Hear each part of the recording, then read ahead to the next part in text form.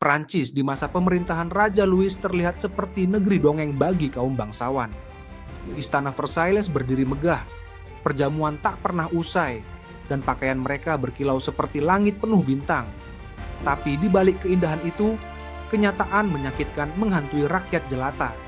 Petani, buruh, dan warga miskin di kota harus berjuang setiap hari hanya untuk makan sepotong roti.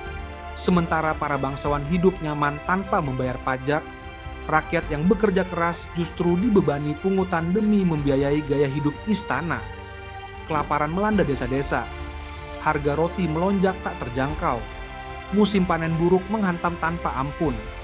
Di tengah penderitaan itu, pemerintah tetap menuntut pajak, bahkan dari orang-orang yang tidak punya apa-apa lagi untuk diberikan.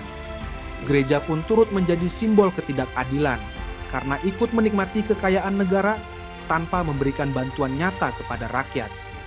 Ketimpangan begitu dalam, dan jurang sosial antara rakyat dan elit penguasa semakin tak tertahankan. Dalam diam, rakyat menyimpan dendam.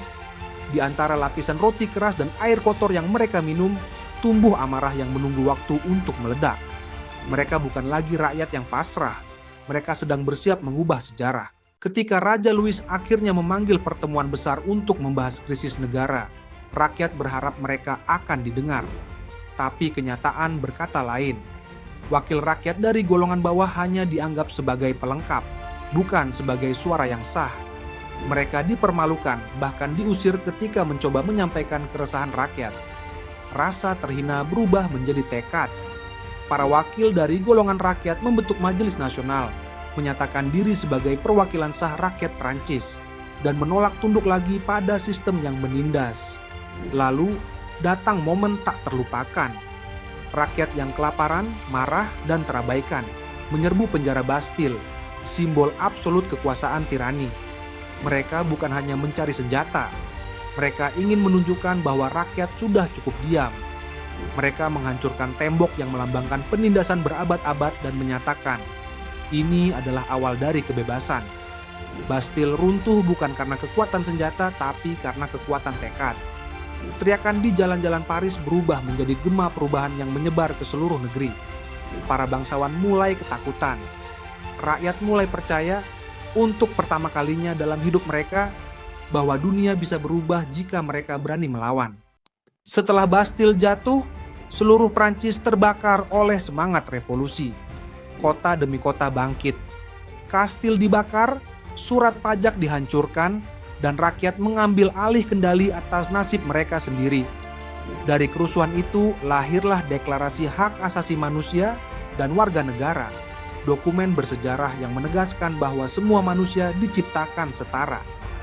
Kebebasan, persamaan, dan persaudaraan bukan lagi mimpi, tapi cita-cita yang diperjuangkan dengan darah.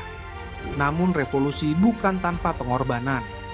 Raja Louis dan Ratu Marie Antoinette mencoba melarikan diri, berharap mendapat bantuan dari kerajaan-kerajaan Eropa untuk merebut kembali kekuasaan. Tapi mereka tertangkap, dibawa kembali ke Paris, dan dijadikan simbol pengkhianatan terhadap rakyat. Pengadilan rakyat menjatuhkan vonis. Mereka dianggap musuh kebebasan. Di tengah kerumunan yang bersorak dan menangis, giotin menjatuhkan keadilan yang keras. Bukan lagi tangan Tuhan, tapi tangan rakyat yang memutus takhta dan mahkota. Kematian sang raja menjadi titik tanpa kembali. Tidak ada lagi monarki. Yang tersisa hanyalah tanah yang bergetar oleh darah dan perubahan. Setelah raja jatuh, rakyat berharap kebebasan segera hadir. Namun yang datang justru kegelapan baru. Prancis masuk ke dalam masa yang paling mengerikan dalam sejarahnya, masa teror. Di bawah kepemimpinan Maximilien Robespierre, siapapun yang dicurigai menentang revolusi dijatuhi hukuman mati. Tak perlu bukti kuat, cukup dengan fitnah, satu kalimat, atau bahkan diam. Guillotine bekerja tanpa henti, dan teror menjadi wajah baru keadilan. Kawan menjadi lawan, saudara memusuhi saudara. Orang-orang yang dulu berjuang bersama kini saling menuding. Bahkan para revolusioner yang tulus pun tak luput dari giliran. Maximilien Robespierre, sang pemimpin yang pernah dielu-elukan, akhirnya dianggap terlalu kejam dan dijatuhi hukuman mati oleh rekan-rekannya sendiri. Revolusi kehilangan arah. Ia menjadi seperti naga yang memangsa tubuhnya sendiri. Rakyat yang dulu berdiri dengan harapan, kini berdiri dalam ketakutan. Suara kebebasan tergantikan oleh desing pisau gilotin yang menderu setiap hari. Saat teror mereda, Perancis adalah negeri yang kelelahan. Darah yang tumpah, jiwa yang hilang, dan keluarga yang hancur menjadikan negeri itu rapuh. Tapi dari puing-puing kekacauan muncul seorang jenderal muda dengan kecerdasan dan ambisi luar biasa. Napoleon Bonaparte. Ia bukan bangsawan. Ia bukan bagian dari revolusi awal. Tapi ia memahami kekosongan yang ditinggalkan oleh monarki dan kegagalan pemerintahan rakyat. Napoleon menjanjikan ketertiban, stabilitas, dan kebesaran kembali. Ia membentuk sistem hukum modern, memperkuat pendidikan, dan menjadikan Prancis kembali disegani.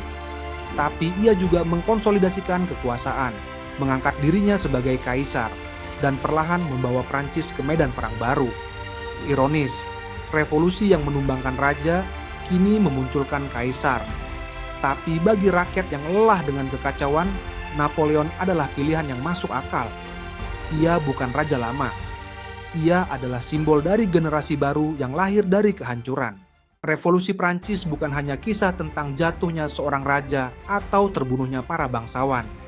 Ini adalah kisah tentang rakyat biasa yang bangkit dari penderitaan dan menantang sistem yang dianggap tak tergoyahkan.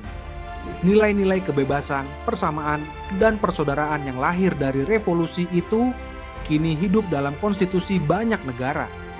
Dunia berubah karena keberanian rakyat Prancis untuk berkata cukup.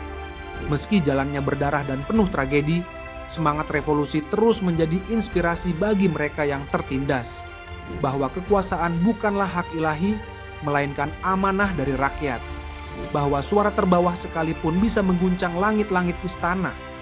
Dan bahwa perubahan sejati tak datang dari istana megah, tapi dari hati yang tak mau lagi dibungkam. Jika kamu merasa kisah ini menyentuh nuranimu dan membuka cara pandangmu terhadap sejarah serta kekuasaan, klik tombol like. Tinggalkan komentarmu tentang pelajaran paling berharga dari kisah ini. Dan jangan lupa subscribe ke Biografi Kilat. Masih banyak cerita luar biasa yang akan membuatmu melihat dunia dengan mata yang berbeda.